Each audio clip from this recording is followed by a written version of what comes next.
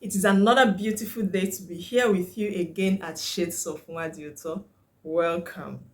Have you ever looked at something no one thought could make sense and you drew a lot of inspiration from it?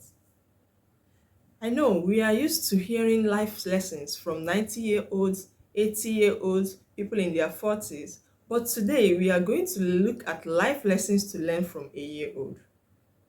Sit back, relax, grab your popcorn, whatever makes you feel good, and ride through this video with me. And before I continue, if you are a returning subscriber, thank you for always being here with me. If this is your first time coming across my videos, please consider to subscribe for premium content. So I remember seeing my child as an early developer.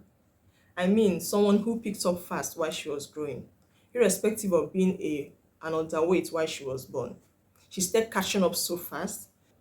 Before I could know what was happening, she started crawling. She started growing her tilt or showing signs of standing or walking. And guess what?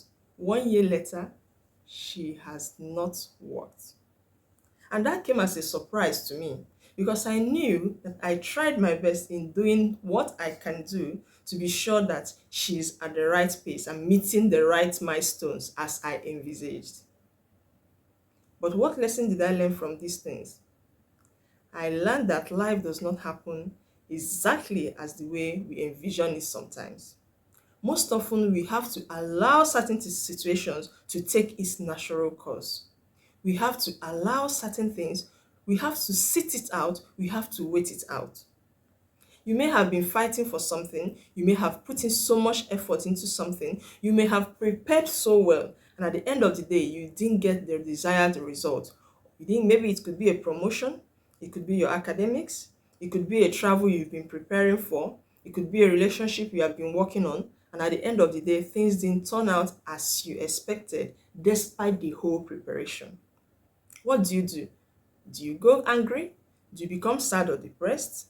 Well, whatever feelings that comes is quite accepted. But I want you to learn from this 1 year old who, despite picking up in time, becoming an early developer irrespective of her birth circumstances, at a time not to work at the expected time. So whatever situation it is, learn to sit things out. Learn to wait certain things out. They will happen in their own time. And that takes me to the second lesson, overcoming fear. I remember my 1 year old used to be afraid of sound. Once she is not prepared to hear that sound and the sound kicks off, she will be the first to run. She can crawl as fast as she can while crying and looking for safety. I remember how she is always fidgeted whenever the washing machine is being put on. She would glue to my body until the machine is done washing. I wasn't finding it funny because it was like tying me down whenever I need to do laundry. And one day I saw her crawling around the washing machine. Maybe she was trying to know why it makes such noise that scares her. She will go and touch it, and when it comes on again, she will run. Gradually, she started getting used to touching the washing machine. Maybe when it begins to wash the early stage, she looks at it as it is spinning the clothes. She keeps watching, and then when it begins to dry or to have the heavy spin, she will run away. But over time, she became used to the sound of this washing machine. Now, what does this have to tell us? We overcome our fears gradually, and not only gradually, by confronting it and by approaching it. Definitely, there will always be noise every time the machine is on. And so, having learned that this is a necessary devil, or this is a necessary cause, she had no option than to confront it, to approach it. Gradually, she got used to it and she overcame that fear of the noise from the washing machine. There are many things that are challenging us in life, but running away has never been the best option. Life will not always give you milk to drink. There are days when life will give you bone to chew. And you will not fling the bone unless you want to get stuck or trace back to where you have been before. Remember, to break a rock, does not take one hit. It could have been thousands of hits that will make the rock break. But it does not mean that those hitting you have been doing for the past hours, past days, past months, or years were in vain. They all accumulated to help you break the rock. Same way it is, when you are trying to overcome your fears, you have to approach it one step at a time. You can retrace, re strategize, and confront it. The better you overcome those fears, the happier you become. And that fear could be a stumbling block to you. Overcoming it means that you have surmounted that stumbling block. The third lesson, I once saw my daughter sit on the bed and then went to the wall and was banging her head on the wall. I tried to figure out what she was doing, but I didn't understand it the first day. Another day, I saw her repeat that action, and it occurred to me that because she has been hitting her head on the wall when she's playing, mistakenly she does hit her head on the wall. She went to hit it constantly to be able to get used to that pain. Well, did that make the pain go away? I can't tell for her, but I know for sure that hitting your head on the wall consecutively, sorry, I'm laughing, but I know that hitting your head on the wall consecutively will not make the pain go away. The next time you hit your head on the wall, it is still going to hurt, right? Now, what lesson did I learn from this? It is good to experiment with life, okay? It is good to experiment. When it doesn't work out, you know that that strategy does not work. You have to change it. And she has learned to avoid the wall while playing, or to be careful with the wall while playing. So, there are things we may not learn if we do not experiment. Assuming this worked out, that hitting your head on the wall several times will make it not hurt you. It becomes an invention, right? Good. But now, I know as an adult and from experience that hitting your head on the wall many times will not make it not hurt you the next time. So, learn to experiment with life. If you're about to start something, instead of thinking of how you will fail at it, see it as an experiment.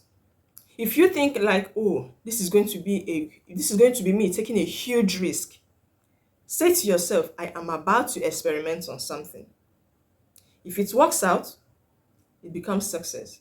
If it doesn't work out, it becomes a lesson. So whichever way it is, don't be so rigid at life. Learn to experiment. Moving over to my next point, and I know with this you will relate very well with. It is the cost of trying and failing. Each and every one of us as a child must have had a fall when we are trying to walk or crawl, but it never made us to stop trying to walk. Same way, you can learn from a year-old or from a toddler who is learning how to walk that failing is necessary. Okay? So when you fail in life, do not see your failure as the end of the road.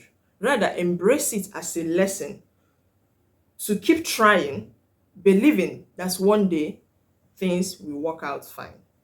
So when you see a child walk and fail, walk and stumble, and get up again and keep moving, take that as a lesson that life sometimes can throw you curveballs, but the way you are able to manage it and be able to pick yourself back up and continue walking will help you to master the art. And I believe that by rising and falling, children learn or master how to walk. So let us learn this lesson and know that whenever we encounter failure, we shouldn't just relax, we shouldn't just relent, we shouldn't give up. Rather, we should try. Well, try for the right cause. The next lesson I'm going to share with you is something I find somehow weird. I don't think it is common with children, but I've noticed this pattern many times in my 1-year-old. And what is it? During the day, she has what I term her quiet time. As a time she goes away from me and stays on her own. No matter how I try to engage her at that moment, she doesn't want to play with me. She just wants to be by herself.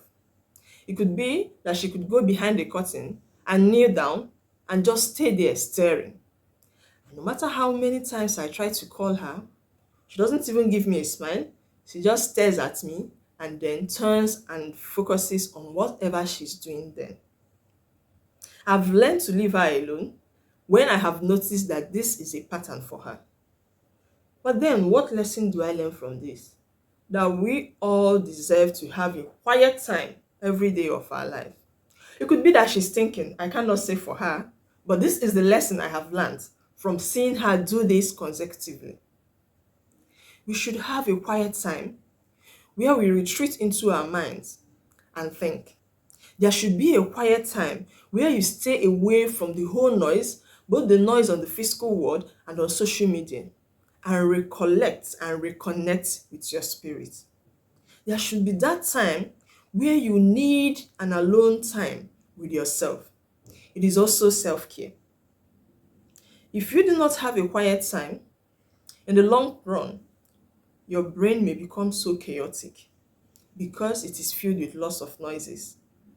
And you may no longer think properly because you already have lots of things that are jam-packed on your brain. So please, learn to have a quiet time. You can take your quiet time as a time to sleep. You can take your quiet time as a time to pray. You can take your quiet time as a time to just relax. Whatever it be, learn to withdraw yourself from time to time and stay away from noise. I did not say isolation.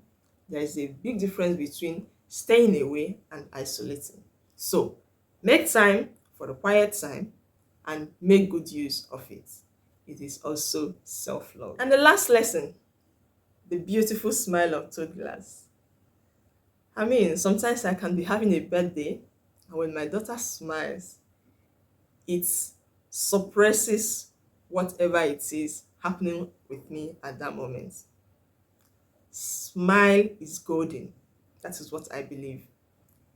Smile is alluring. It is attractive. People can love you just because of the way you smile. And so, you have to learn to smile. Smiling also eases tension. You may not have thought about it. Smiling eases tension. It eases stress. It can even help you calm down. It can move you from a sad mode to a happy mode. It can brighten your day. It can even be the best thing that have happened to you that day. So, learn to smile. And when you see others smiling, appreciate their smile as well. If you got to this point with me, thank you very much. With the whole story I have told you and the lessons I have drawn from these stories, which of them did you find more inspiring? What other lessons did you learn from these stories and from this 1-year-old, which I did not mention? Please put them in the comment section. Do not forget to like this video, subscribe to this channel, engage me in the comment section, share this video as well to your family and friends till I come your way next time. Bye!